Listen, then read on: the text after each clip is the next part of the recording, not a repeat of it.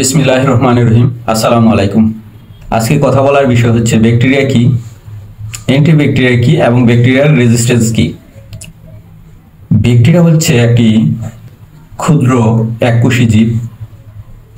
এটার মধ্যে ডিএনএ আছে, আরএনএ আছে, রাইবোজোম আছে, সেল ওয়াল আছে, সেল মেমব্রেনস আছে এবং এটা উপকারী ব্যাকটেরিয়াও রয়েছে, ক্ষতিকর ব্যাকটেরিয়াও রয়েছে। আমাদের দেহে যে পরিমাণ কোষ রয়েছে তার চেয়ে 10 গুণ বেশি আমাদের শরীরে ব্যাকটেরিয়া রয়েছে। এই ব্যাকটেরিয়াগুলো আমাদের ত্বকে এবং অন্ত্রে অর্থাৎ পাকস্থলী, স্মল ইন্টেস্টাইন, লার্জ ইন্টেস্টাইন এগুলোর মধ্যে অবস্থান করে।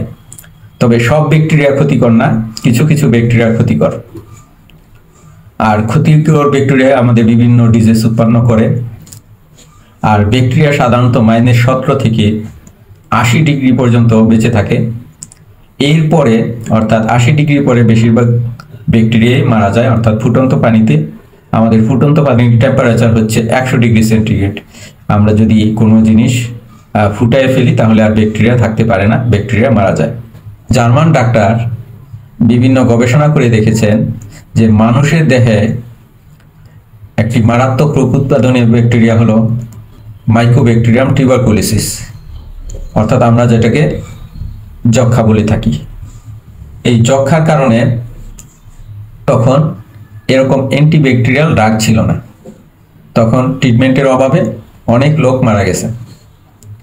এখন আসি অ্যান্টিব্যাকটেরিয়াল কি, অ্যান্টিব্যাকটেরিয়াল বা অ্যান্টিমাইক্রোবিয়াল কি। শুধু যখন ব্যাকটেরিয়ার কথা বলবো তখন অ্যান্টিব্যাকটেরিয়াল, যখন একসাথে বলবো যেমন ব্যাকটেরিয়া, ফাঙ্গাস, প্যারাসাইট, ভাইরাস একসাথে অ্যান্টিমাইক্রোবিয়াল বলা হয়। অর্থাৎ ব্যাকটেরিয়া যেমন ডিজিজ উৎপন্ন করে, ফাঙ্গাসও ডিজিজ উৎপন্ন করে, ভাইরাসও ডিজিজ উৎপন্ন করে, এরকম প্যারাসাইট, বিভিন্ন প্যারাসাইটও ডিজিজ উৎপন্ন করে। একসাথে অ্যান্টিমাইক্রোবিয়াল বলা হয়। অ্যান্টিমাইক্রোবিয়াল আসলে কি? অ্যান্টিমাইক্রোবিয়াল হচ্ছে ঔষধ ব্যাকটেরিয়া, ফাঙ্গাস, ফানজাই, প্যারাসাইট এগুলাকে মেরে ফেলা বা স্ট্যাটিক অর্থাৎ গ্রোথটাকে ইনহিবিট করে রাখার পদ্ধতি হচ্ছে এটা। অর্থাৎ ওষুধ দিয়ে যাতে ব্যাকটেরিয়া অথবা এই প্যারাসাইটগুলা স্ট্যাটিক অ্যান্ড ব্যাকটেরিওসাইডাল, অর্থাৎ ব্যাকটেরিয়াকে কিল করে ফেলবে অ্যান্টিবায়োটিকগুলো। আবার কিছু আছে ব্যাকটেরিয়াগুলাকে ইনহিবিট করে রাখবে, অর্থাৎ ব্যাকটেরিয়ার গ্রোথকে ইনহিবিট করে রাখবে। যখন আমরা শুধু অ্যান্টিব্যাকটেরিয়াল বলবো তখন বুঝতে হবে যে ব্যাকটেরিয়ার সাইড করা অর্থাৎ ব্যাকটেরিয়া কিল করা, ব্যাকটেরিয়া স্ট্যাটিক, ব্যাকটেরিয়ার গ্রোথকে বন্ধ করে রাখা ওষুধ। আবার যখন আমরা অ্যান্টিমাইক্রোবিয়াল বলবো এর অর্থ হচ্ছে একসাথে, অর্থাৎ ব্যাকটেরিয়াও মরবে, বাকি ওষুধগুলো দেওয়া অ্যান্টি ভাইরাস দেওয়া ভাইরাস মরবে, অ্যান্টি ফাঙ্গাল দেওয়া ফাঙ্গাস মরবে, অ্যান্টি প্যারাসাইট দেওয়া প্যারাসাইট মরবে। অ্যান্টিমাইক্রোবিয়াল রেজিস্ট্যান্স হচ্ছে, নর্মাল কথায় হচ্ছে, বইয়ের ভাষা ব্যবহার করব না, নর্মাল ভাষায় হচ্ছে অ্যান্টিব্যাকটেরিয়াল অথবা অ্যান্টিমাইক্রোবিয়াল রেজিস্ট্যান্স হচ্ছে এরকম যে, যেমন একটা অ্যান্টিমাইক্রোবিয়াল আগে যে জীবাণুর বিরুদ্ধে কাজ করত, অর্থাৎ ব্যাকটেরিয়াকে অথবা প্যারাসাইটগুলোকে অথবা ভাইরাসগুলোকে কিল করতে পারত বা এদের গ্রোথকে ইনহিবিট করে দিতে পারত, বর্তমানে সেম অ্যান্টিবায়োটিকগুলা বা সেম অ্যান্টিমাইক্রোবিয়ালগুলা ওই সেম জীবাণুকে অর্থাৎ ব্যাকটেরিয়াকে অথবা ভাইরাসকে অথবা প্যারাসাইটকে কিলও করতে পারতেছে না, গ্রোথটাকে ইনহিবিটও করতে পারতেছে না।